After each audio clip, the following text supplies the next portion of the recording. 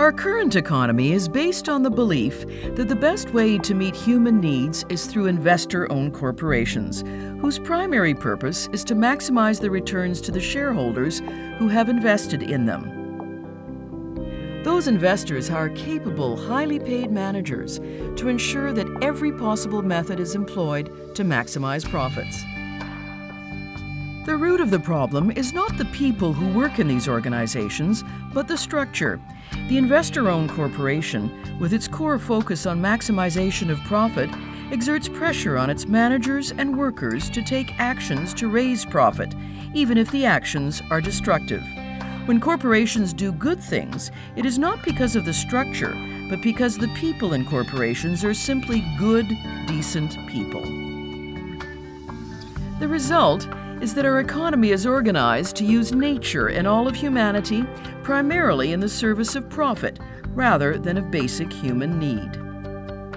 The consequence is that we have growing income inequality, poverty, hunger, unaffordable housing, and eroding health care, all in the midst of massive increases in global wealth.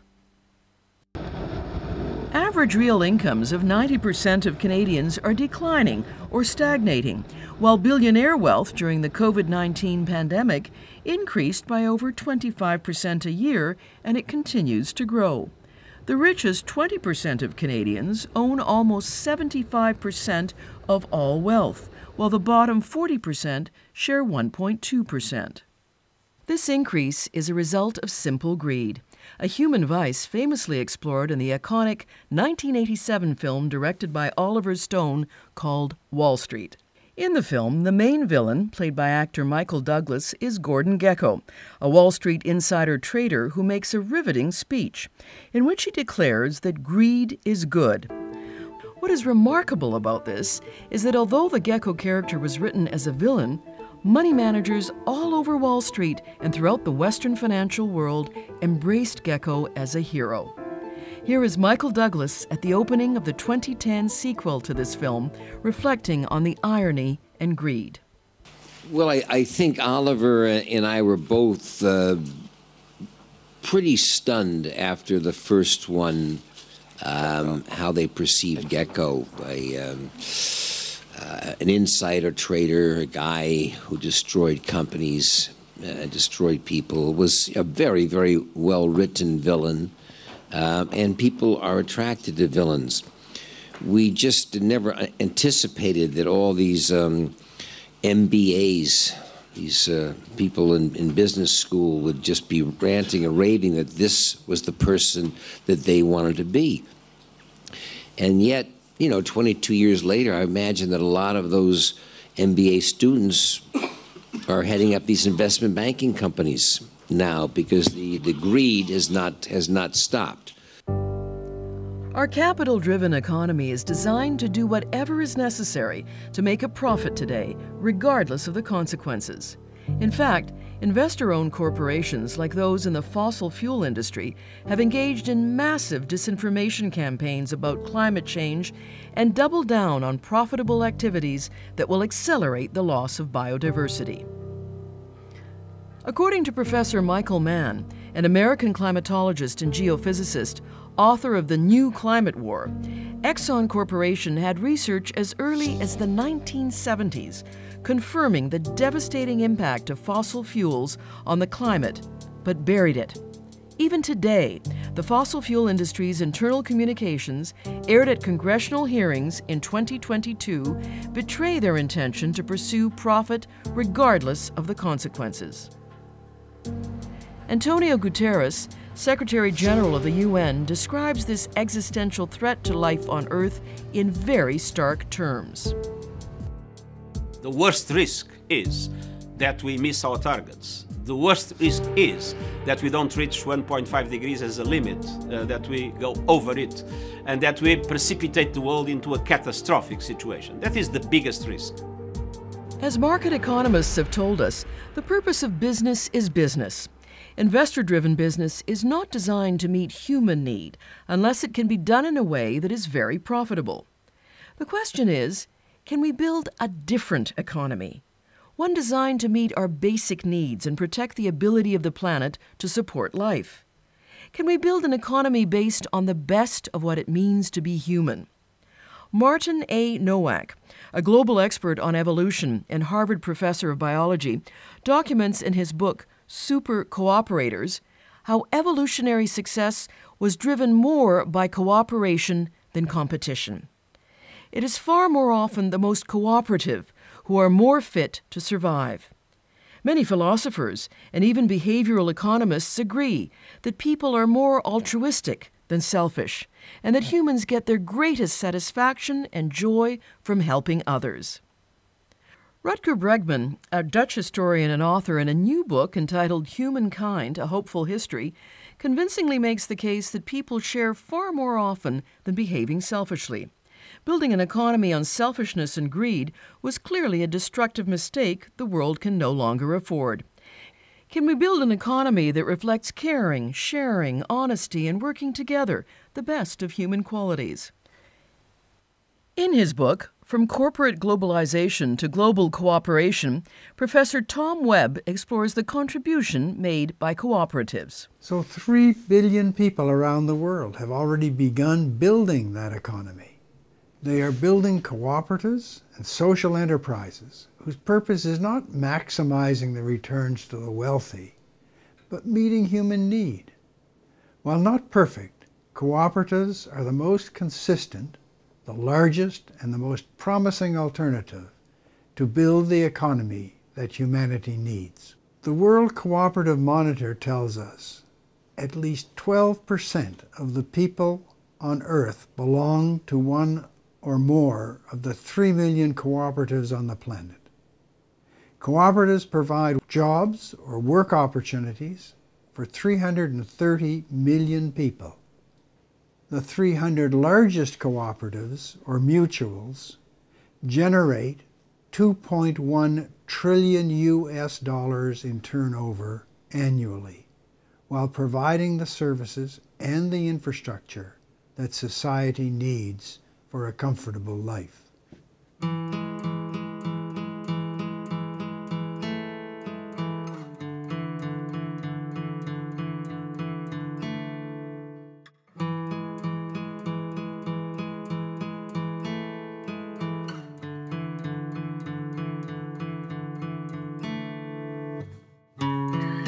I always think it's deeply disturbing when you hear about exploitation of workers, when you hear about people looking at decision making based on how they can make more profits and exploit workers, looking at how they can exploit the planet. And I think for us as a people-based business, so that people are at the heart of our decision making, that you inevitably end up with a much more softer, more accommodating form of business that is designed to bring out the strengths of all the people, from the workers at the bottom to the workers at the top, because that's what a co-op is about. It's about bringing together all the strengths of people, whether they be worker cooperatives, solidarity cooperatives, insurance cooperatives, farming cooperatives. And a quick example, I was in India working with talking to a large multi-billion-dollar Indian fertilizer business. And I went to visit a small farming cooperative that was serviced by this fertilizer cooperative. And the peasant farmers there, who were really lovely guys, they were telling me how they are being taught by the fertilizer company how to grow products organically. And they were going to put together, they were building a biodigester so they wouldn't have to buy fertilizers. And I went back to the chairman of the company. I said, "You're teaching your farmers how to do without your product, and you're working against the needs of your co-op." He said, "We have to save the soil. That's what co-ops are about. That's what we can add and give to our farmers." And that's the sort of difference that working in a cooperative means. And can you imagine that? If we had political leaders and economic leaders who could say, that's the approach we want to bring together people like that, it would just be an immense change. And my goodness, isn't the world crying out for that right now? The cooperative organizational model is enormously flexible. Successful cooperatives vary from very large to small and are involved in almost every type of business, from art to heavy industry. Some have a single type of member, like consumers or workers or farmers or fishers. Others include different types of members, like workers, consumers, and community members. In this segment of the film, we will visit a variety of cooperatives that illustrate how flexible the organizational model can be. The world's largest integrated network of cooperatives is centered around the city of Mondragon in Spain's Basque Country. In 2011, when Spain was reeling from a 27% unemployment rate, the rate of unemployment in the Basque Country was 14%, and in the three valleys where the cooperatives were concentrated, it was 2%.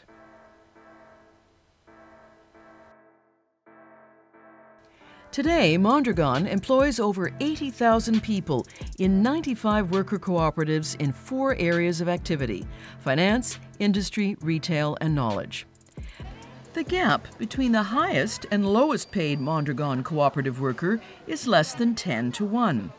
By way of comparison, in Canada this year, the 100 highest paid chief executives of S&P TSX listed firms were paid 227 times than the average Canadian worker, whose annual pay is $59,300.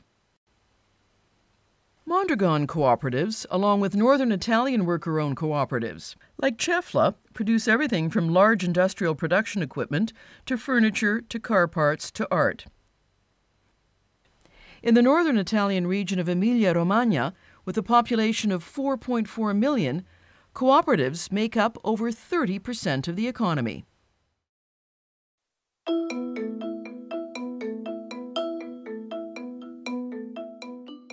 Van City was established 76 years ago by 14 working-class folks in Vancouver to provide financial access to those that were overlooked and underserved. The idea was a member-owned credit union to serve all of society and all of the communities in which Van City operated at the time.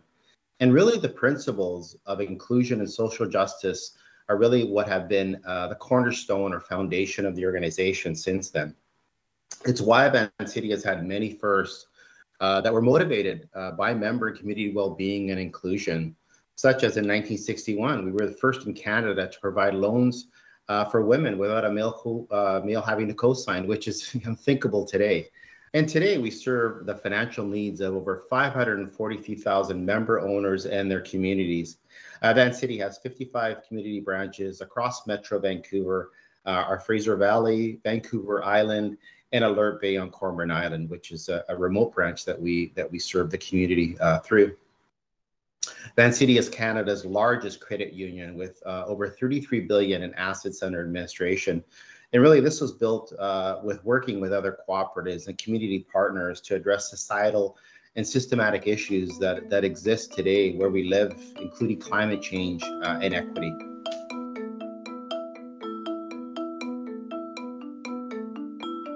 Gailey is different than other players in the industry, primarily because we are of farmers, by farmers, and for farmers. We are, as you know, a cooperative. We're owned by almost 1,400 dairy farmers from across Manitoba and Ontario. We're also owned by about 126 goat members as well. So we are different in the element that we are not just being able to be concerned about production on the farm. We're also different because we're controlling or having influence on everything that's happening from farm right to fork, through production on the farm, through processing in our plants, on being able to influence markets, on being able to respond to markets. And we always do that with our members, our farmers, as first and foremost in our thoughts and in our actions.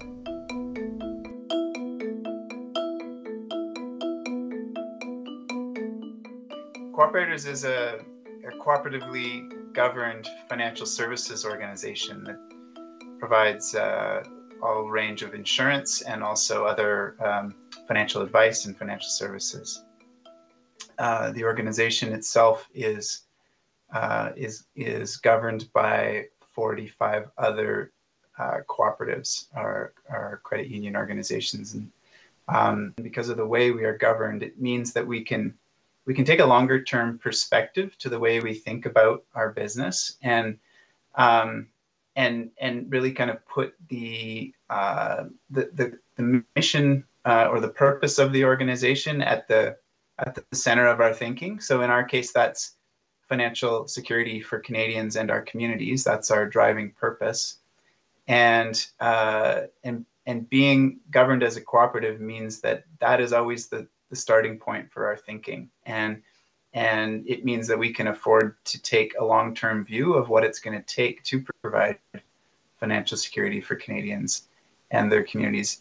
Different than it might if we had more short-term pressures on our financial performance, for example, in terms of quarterly results or that kind of thing. There's definitely something different about coming to work within a worker co-op, because as a member, you have a vested interest in the success of the co-op.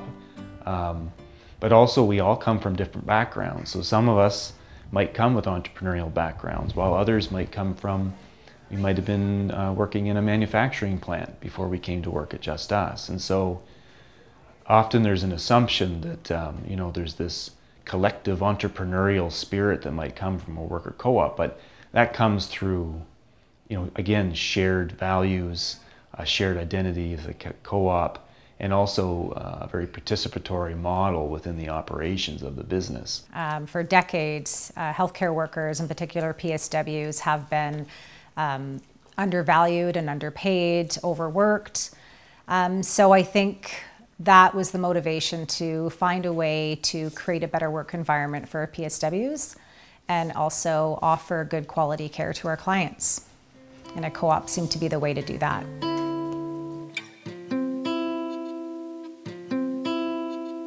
In my opinion, the solidarity co-op model, or the multi-stakeholder model, is actually the most subversive against the corporate capitalist structures that we have and that are the traditional business models. Bringing to the boardroom workers, users, and community members was a really interesting way to take capital to some degree out of the equation when it comes to negotiating fair practices in labor, fair prices for the users, and community economic development and support within with the citizens that are stakeholders in the business.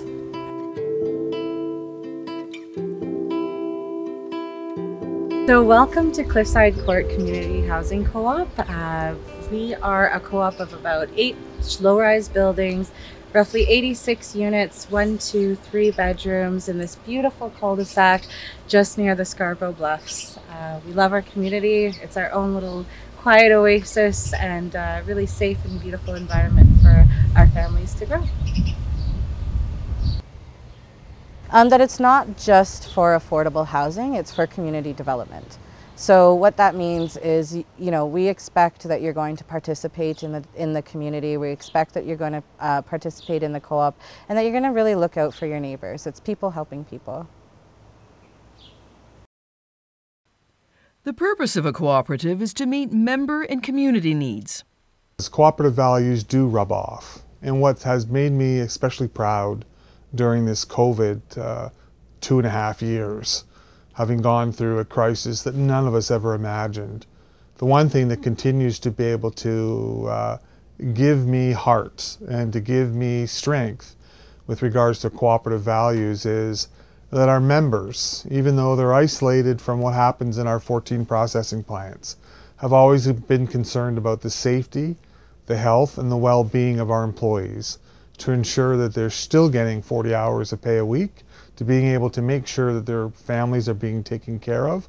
And those are social values that come out of the cooperative values, which resonate across our organization. In deciding to incorporate as a cooperative, the founders adopt a set of internationally recognized values to guide their relationships and a set of operating principles to guide their operations. Whether large, like many worker co-ops in Mondragon and northern Italy, or small, like the student-led Solidarity Co-op to address food security at Concordia University in Montreal, they all embody the values and principles of international cooperativism. cooperatives all across the world are aspiring to a set of principles and values that are part of the co-op movement and have been for hundreds of years. So they're member-owned organisations, so they're owned and controlled by their members, which means, of course, that they are looking particularly at the needs of their members, and their members are determining the policies that the cooperative will pursue. And that, of course, means that the managers of the cooperative are not incentivized to maximize profits. They're incentivized for the success of the co-op to actually meet the needs of their members, whatever that may be. And you will find cooperatives in just about every sector of the economy. And I've been across the world in my role as president of the International Cooperative Alliance and seen the impact of cooperatives in local communities, where you can see that the values and principles of the co-op movement are so crucial that not only do they create strong cooperatives on the ground, and in some developing countries, 60% of the real economy is based in cooperatives. But what happens is that the education, which is part of a cooperative movement, means that the leaders of the cooperatives often become village or community leaders as well. So it's changing the whole ethos of the area and the community in which the cooperatives are developing. So the essential difference is about being people driven.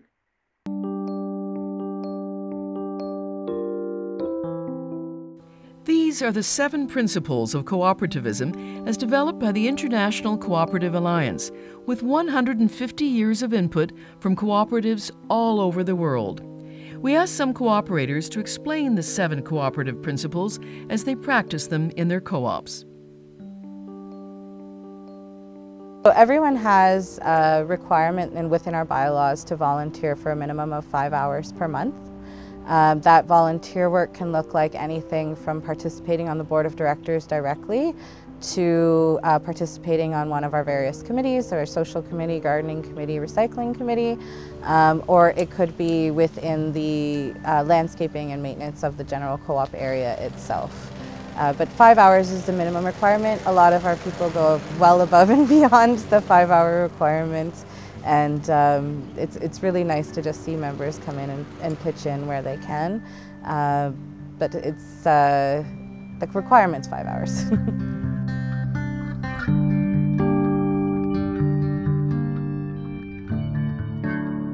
Well, one member, one vote means that no matter how many shares you might hold, the Hive Cafe doesn't happen to have preferred shares, but every social share means one vote. So there's only one individual human being gets one say in the organization at general assemblies, but also if they're an elected member at the board level. And to us, that means, you know, there's equity. Except for support organizations, which that's an entity as opposed to an individual human being, but that's still only one vote. So there's just sort of equitable representation across the board. So we're continuously inspired by small producers. We're inspired by their stronger sense of democracy. We often, you know, in Western thought and Western culture, we often speak to how important democracy is. But we actually don't practice it that frequently. You know, we have of course we have democratic governments, and of course we go and have a vote every 2 or 3 or 4 years to vote in certain levels of government. But culturally, we're less attuned to the idea of democracy in our everyday. And this is a cultural component of many of the small producer communities that we work within in the global south. There's a very strong sense of democracy. Everybody, you're stronger as a collective than you are as an individual.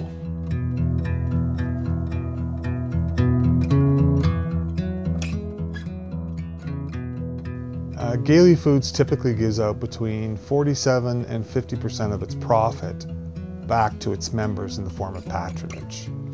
So whereas individuals who are not members of the co-op certainly have the same playing field when it comes to being able to get the price for the milk, what Gailey Food members get is patronage. And we're proud that You know, last year we gave out almost $17 million back to our farmers. And where does that $17 million go to? It goes to pay for their kids' schooling, it goes to buy a new tractor, it goes to buy fertilizer, it goes back into capital on their farm.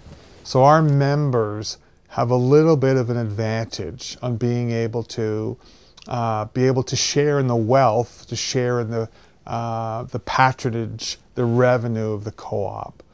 Every year, we distribute 30% of our annual net profits through our Shared Success program. And it's how we share the success of our credit union, which reaffirms our values as a financial cooperative. And since 1994, we've given back more than $422.3 million to our members and communities, which again is something we're extremely proud of as we have witnessed the positive outcomes and ripple effect it's had on our membership and on our communities. And it really is based around our purpose, working with members and communities to help them thrive and prosper. And again, this is what truly motivates us, is to grow our organization and remain financially sound, but motivated by supporting our members and our communities.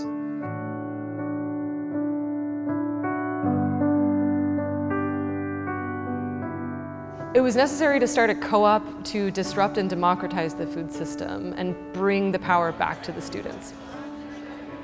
The co-op model has changed the way we deal with food quality because most of the time in normal traditional businesses, people vote with their feet and their money, but in the co-op model, our owners, users, and workers actually vote with their votes.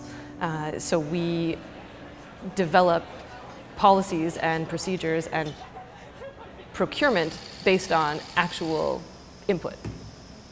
Because we've actually put the determination and the autonomy back in the hands of the people that might have been otherwise considered food insecure. This isn't charitable, this is self-determination. I think one of the key things that I would like to say about why we started this was really about the empowerment of women, and the empowerment of women in particular in the care sector. And I just want to, make that point that, women have been devalued in our care sector for a very, very long time. And this is an opportunity for women to step up, take control of their own work environment, not just be the caring people, but we get to take care of ourselves and take control of our work environment. This is especially important for new Canadians and racialized women. They are predominantly, they're a huge population when it comes to caregivers and PSWs, especially in urban centers. And we have stories after stories of traditional companies, exploiting them really with low wages and not paying proper overtime, not paying all of those things. So I think it's important to know that, we are doing this. It is women taking care of women and taking care of each other.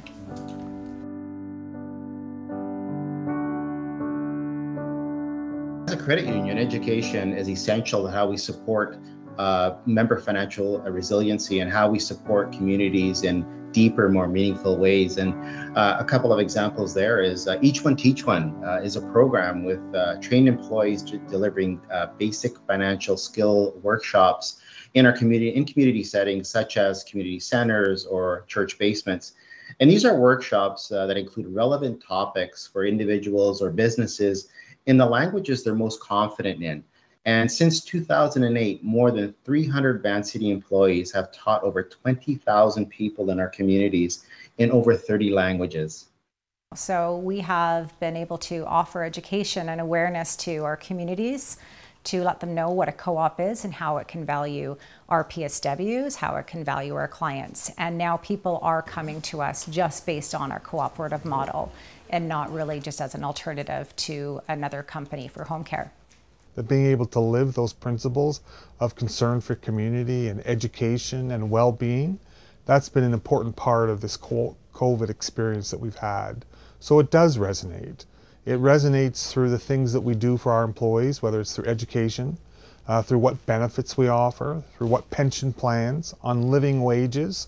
It's a very, very important part of who we are, because being able to ensure that you live your cooperative values on the farm, but not being able to live them where the individuals who work for you would really just be hypocritical. And I'm proud to be able to say that we're not. That what we are is we are living those values that we espouse, those 7 cooperative principles. They're also the 7 values that we value for our employees as well.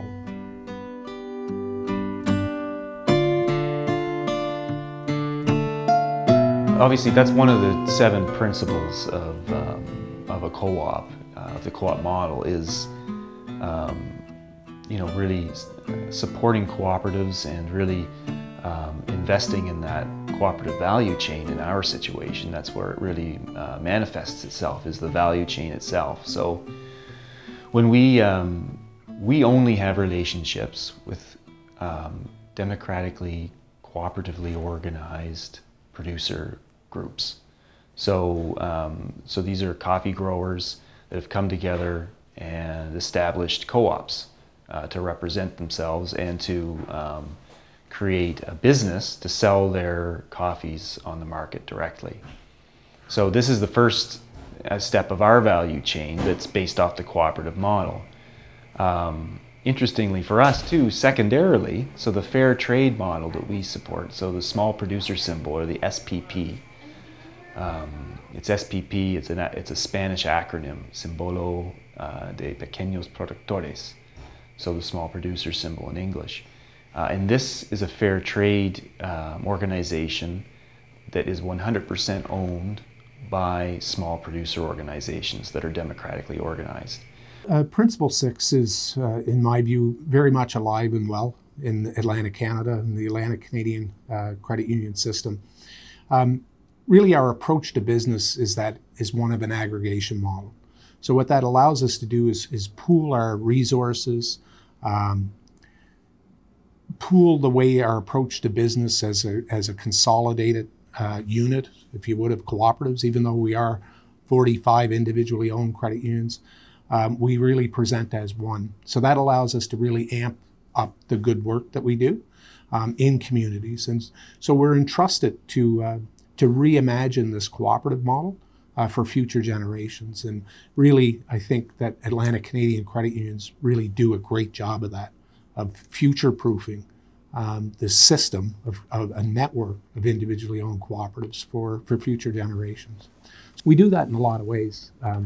We have a regional marketing program, so that's almost 45, 47 credit unions, all look the same and or really show up and market the same. So in communities, it would be hard pressed to tell one credit union is different from the other credit union. We have the same core banking system, and we partner with other cooperatives to really, again, amplify the awareness of credit unions in Atlantic Canada, and it allows us to approach business differently. One of the classic or more recent examples that I can point to, business examples, is we're able to get involved in some large affordable housing projects. Very key. Housing is a crisis everywhere in Canada, particularly here in Atlantic Canada, and more specific in the Halifax market. So we're able to take large loans, mortgages on with developers. So we have about a $60 million project on the way now. And because of our cooperation amongst cooperatives approach, we're able to take that very important funding project that will change people's lives, but also be able to share it with other credit unions. So it's not one credit union advancing a $60 million project, it's multiple credit unions through Atlantic Central and League Savings and Mortgage that are able to get involved in that and want to get involved in that, but can get involved in it in a way that makes sense to them and in a way that financially meets their risk profile. So it's a very unique, very, very unique approach to business that does change people's lives.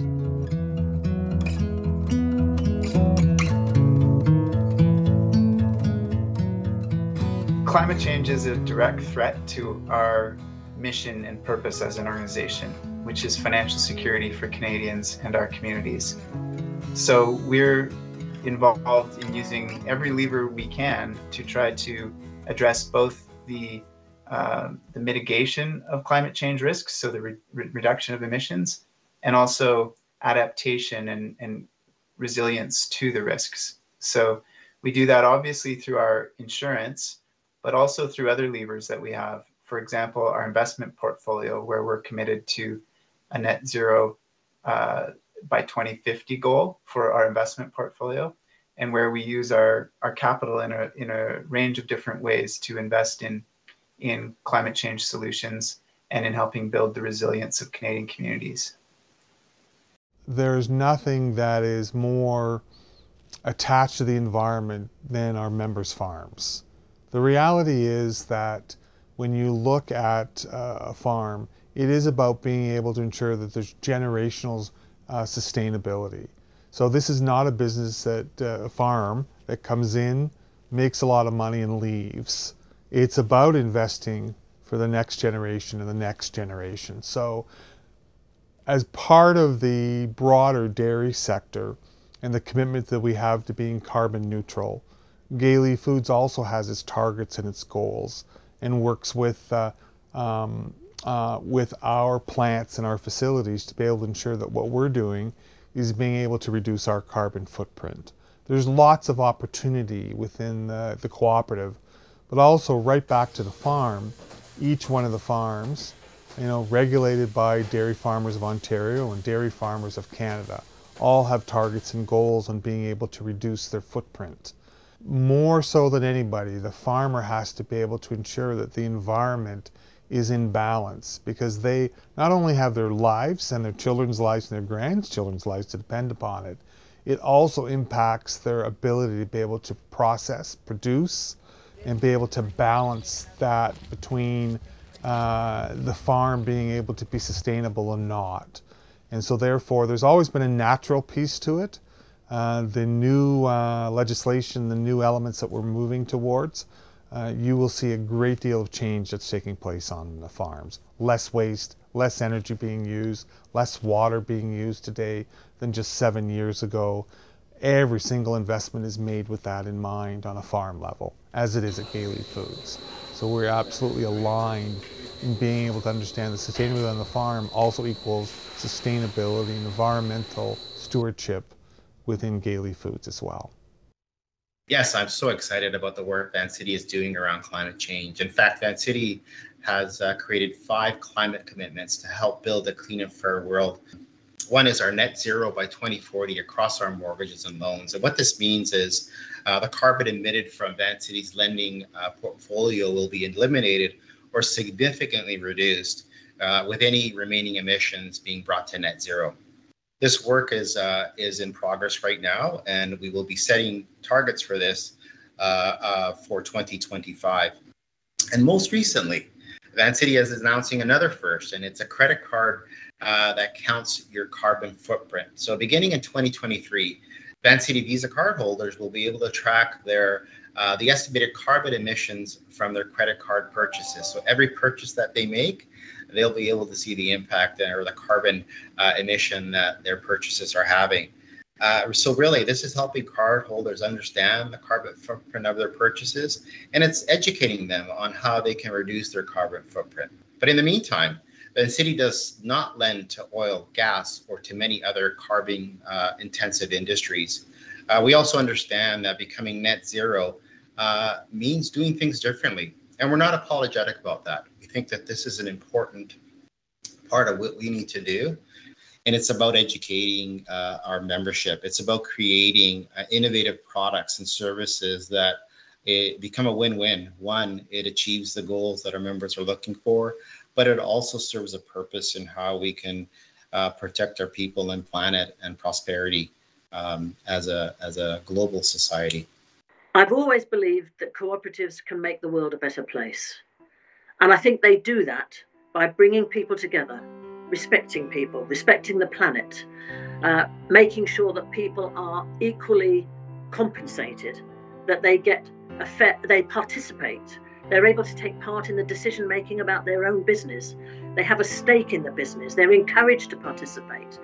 That's got to be the way we go going forward, because if we continue at this rate, I believe that the capitalist economy will collapse, the planet will collapse, and we will be leaving a desperate situation for our children and grandchildren. So I think the cooperative economy is the way forward. An economy that increasingly fails to meet the needs of more than 80% of humanity requires a fundamental transformation. What is needed is an economy that can coexist with the natural world and not degrade the ability of Earth to support life. We already know how to build that economy. People around the world are building it daily. The overriding purpose of cooperatives and social enterprises is to meet human needs, and they can and do meet the full range of human need. They greatly lower income inequality and have a better track record of protecting the natural world. Is it possible to build a global network of cooperatives that unites people around our planet, ensuring living incomes, food, shelter, education, healthcare for each other? The answer is clearly yes. What can each cooperative contribute? That is our challenge.